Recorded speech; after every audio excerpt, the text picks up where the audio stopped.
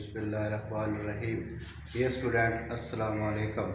आज मैथ के exercise number 1/2 का क्वेश्चन नंबर 5 और क्वेश्चन नंबर 6 यानी क्वेश्चन नंबर 5 और 6 आज किया जाएगा। पहले हम लेते हैं क्वेश्चन नंबर 5 को। क्वेश्चन नंबर 5 में क्या लिखा हुआ है? Find the transpose of each of the following matrix. मतलब कि दिए गए जितने भी कॉलम हैं इनके ट्रांसपोज बनाएं। ट्रांसपोज के बारे में पहले भी आपको पहले लेक्चर के अंदर समझा दिया था कि ट्रांसपोज कैसे बनते हैं। आज दोबारा उसकी रिवीजन होगी और हम उसका इम्प्लीमेंट भी करेंगे। पहला कॉलम है ए कॉलम का जब हम ट्रांसपोज बनाएंगे ए कॉलम ट्रांसपोज बराबर है। अब इसकी ये पहली कतार है, इसको पहले कॉलम में लेकर चले जाएंगे। दूसरी कतार है, इसको दूसरे कॉलम में लेकर चले जाएंगे। तीसरी कतार है, इसको तीसरे कॉलम में लेकर जाएंगे और ये ट्रांसपोज आपका बन जाएगा। क्या हुआ? कतारों को हमने कॉलमों में बदल दिया है और जो कॉलम था एक ही कॉलम है पहला, उसको पहले कतार में शिफ्ट कर दिया। इस तरह ए का ट्रांसपोज बन गया। क्योंकि ट्रांसपोज का मतलब यह है किसी भी मैट्रिक्स को उसकी रोज को कॉलम में और कॉलम को रोज में तब्दील किया जाता है। इसकी 3 रोज हैं, अब एक रोज में चले गए। इसका एक ही कॉलम था, अब 3 कॉलम बन चुके हैं। यानी कि जितनी तादाद रोज की थी अब उतनी कॉलम की बन गई है, जितने पहले कॉलम की थी उतनी अब रोज की बन गई है। इस तरह बी को लेते हैं। बी ट्रांसपोज देखिए 5 पहली कतार है तो पहले कॉलम में चली जाएगी। 1 पहली कतार में है तो पहले कॉलम में जाएगा।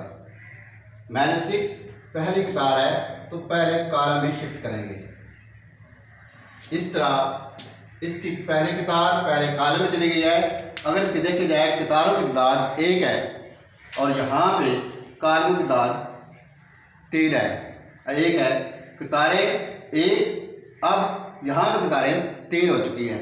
यानी कि यहाँ पे कॉलम 3 थे और अब कॉलम 1 हो चुका है। जितनी तादाद पहले कतार की थी उतनी अब कॉलम की हो चुकी है। पहले जितनी कॉलमों की तादाद थी उतनी अब कतारों की हो चुकी है। यहाँ पे 3 कॉलम थे, अब 3 कतारें की बन चुकी हैं।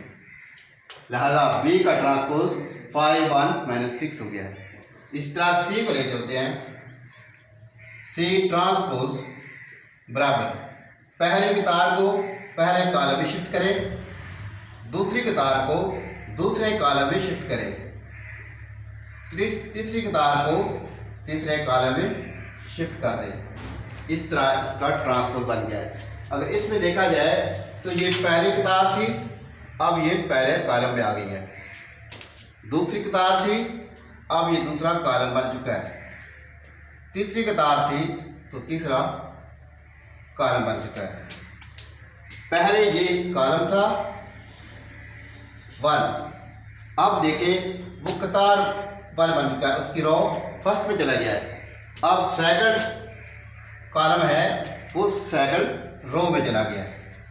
इसलिए समझ आ रही है आपको कि कॉलम कतारों में और कतारों को कॉलम में बदल दिया है। इस तरह डी का ट्रांसपोज बनाएं। डी ट्रांसपोज बराबर डी ट्रांसपोज इक्वल टू, अब पहली कतार ने उसको पहले कॉलम में शिफ्ट कर दिया और दूसरी कतार को दूसरे कॉलम में शिफ्ट कर दिया। इसमें भी देखा जाए तो पहली रो को पहले कॉलम बदल दिया है और सेकंड रो को सेकंड कॉलम में बदल दिया है।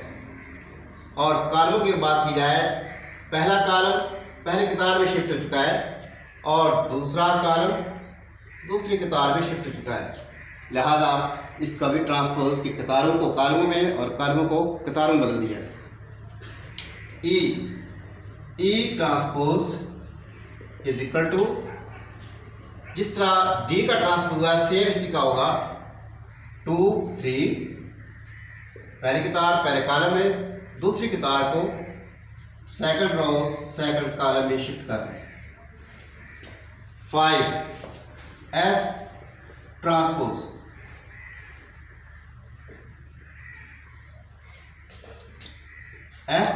भी first row first column, second row second column, इस तरह इसका भी ट्रांसपोज। इन सब चीज़ों से क्लियर हो चुका है कि ट्रांसपोज जब भी बनाएं तो उसकी रोज को कॉलम में बदल दें और कॉलमों को रोज में बदल दें। सेकंड क्वेश्चन की तरफ आते हैं, जो क्वेश्चन नंबर 6 है, वो है verify that if A this हो तो ए ट्रांसपोज का होल ट्रांसपोज ले तो ए के इक्वल ही आएगा। सेकंड बी का ट्रांसपोज ले फिर उसका ट्रांसपोज ले तो बी के इक्वल ही रहेगा। इस तरह हम पहले इसका पार्ट 1 स्टार्ट करते हैं। ए इज इक्वल टू 1 2 0 1। अब ए का ट्रांसपोज लेते हैं। ए ट्रांसपोज जब इसका ट्रांसपोज लेंगे तो इसको शिफ्ट करेंगे 1 2, फर्स्ट रो को फर्स्ट कॉलम में, सेकंड रो को सेकंड कॉलम में। ये फर्स्ट रो है और ये सेकंड है। अब ये फर्स्ट कॉलम में आ गया है और ये सेकंड कॉलम में आ गया है। अब आगे मजीद दोबारा ट्रांसपोज लेते हैं। ए ट्रांसपोज का फिर ट्रांसपोज लें। अब इसका दोबारा ट्रांसपोज लेंगे। अब ये फर्स्ट रो है, फर्स्ट कॉलम में चली गई है और सेकंड रो है, सेकंड कॉलम में चली गई है। ए ट्रांसपोज का होल ट्रांसपोज देखा जाए तो ये मैट्रिक्स वही ए है, 1 2 0 1 1 2 0 1। इससे प्रूव होता है कि ये ए के इक्वल आ गया है। Let's prove that A transpose का whole transpose is equal to A. इस तरह दूसरी साइड में जाए तो बी ट्रांसपोज का होल ट्रांसपोज है। अगर इस तरह बी को ले लें 1 1 2 0। अब हम इसका ट्रांसपोज बनाते हैं बी ट्रांसपोज। अब इसका ट्रांसपोज कैसे होगा? फर्स्ट रो को फर्स्ट कॉलम में, सेकंड रो को सेकंड कॉलम में।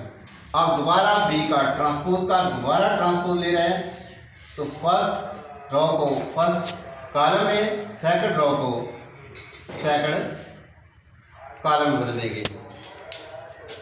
ये फर्स्ट रो है और ये सेकंड रो है तो ये फर्स्ट कॉलम और ये सेकंड कॉलम। अब आगे चलें तो ये देखा जाए फर्स्ट रो है, अब फर्स्ट कॉलम में आ गई है और ये सेकंड रो है तो सेकंड कॉलम में बदल गई है। ये फर्स्ट कॉलम में चली गई है। First row first column, second row second column. अब इसको दोबारा देखा जाए तो बी ट्रांसपोज का जब होल ट्रांसपोज लिया है तो ये कॉलम, ये मैट्रिक्स 1 1 2 0 1 1 2 0 ये बी मैट्रिक्स के इक्वल ही आ गया है। Let's prove that B transpose का whole transpose is equal to B. इस तरह ये साबित हुआ है कि बी का एक दफ़ा ट्रांसपोज लें फिर उसका दोबारा ट्रांसपोज लें तो आपने ओरिजिनल मैट्रिक्स के इक्वल आ जाता है। ज़्यादा कोई भी मैट्रिक्स लिया जाए तो उस पर ये फार्मूला इम्प्लीमेंट हो सकता है। अगर उसका एक दफ़ा ट्रांसपोज दो और दोबारा ट्रांसपोज कर लिया जाए तो आपने पेरेंटल मैट्रिक्स के इक्वल आ जाएगा। लिहाजा आज का क्वेश्चन था question number 5, question number 6। Question number 5 में कंसेप्ट क्लियर करा है ट्रांसपोज कैसे लिए जाते हैं। क्वेश्चन 6 में ये प्रूव कराया है एक दफ़ा ट्रांसपोज लिया जाए उसका दोबारा ट्रांसपोज दिया जाए तो आपने असल कॉलम के बराबर वैल्यू आ जाती है। जैसा कि ए ट्रांसपोज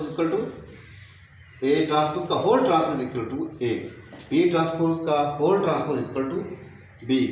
लिहाजा आज के लेक्चर में ट्रांसपोज का टोटल कंसेप्ट क्लियर कराया गया। उम्मीद है आपको समझ आ गई होगी इंशाअल्लाह।